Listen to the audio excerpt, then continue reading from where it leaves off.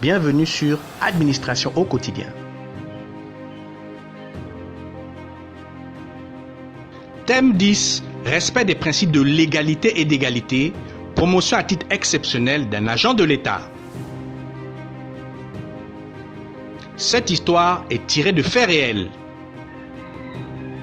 Madame Bié Julie est agent au service recrutement de la fonction publique. Elle traite rigoureusement tous les dossiers de candidats à l'emploi dans le public.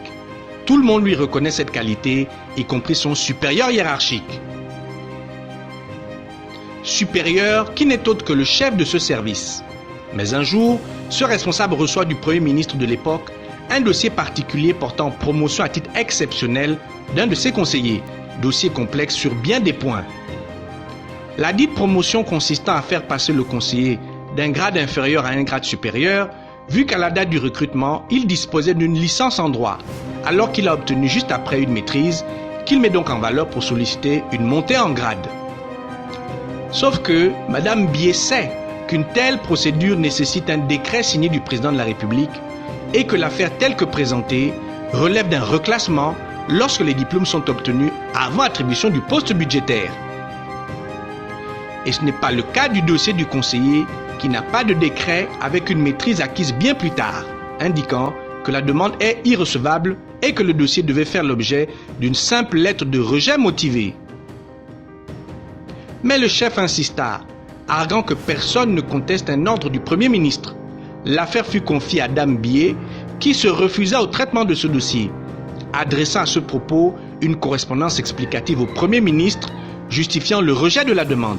Avis du technicien, en application d'un article de la Constitution, article 5, la République gabonaise est organisée selon les principes de la souveraineté nationale, de la séparation des pouvoirs et celui de l'état de droit. En application de deux articles du Code de déontologie de la fonction publique, article 45, l'agent public soumis à obéissance hiérarchique ne peut être délié que dans le cas où l'ordre apparaît illégal et faire part de ses objections à la première autorité supérieure. Article 56, l'agent public doit être intègre, impartial et digne. Engagé au service public, il doit se comporter envers celui-ci d'une manière exemplaire. Toute autorité administrative est elle-même soumise au strict respect de la loi. Aucune action ne peut être engagée si elle est encadrée par un texte en vigueur, exposant la responsabilité personnelle de son auteur et des techniciens juridiques. Agissement très souvent exprimé car peu sanctionné.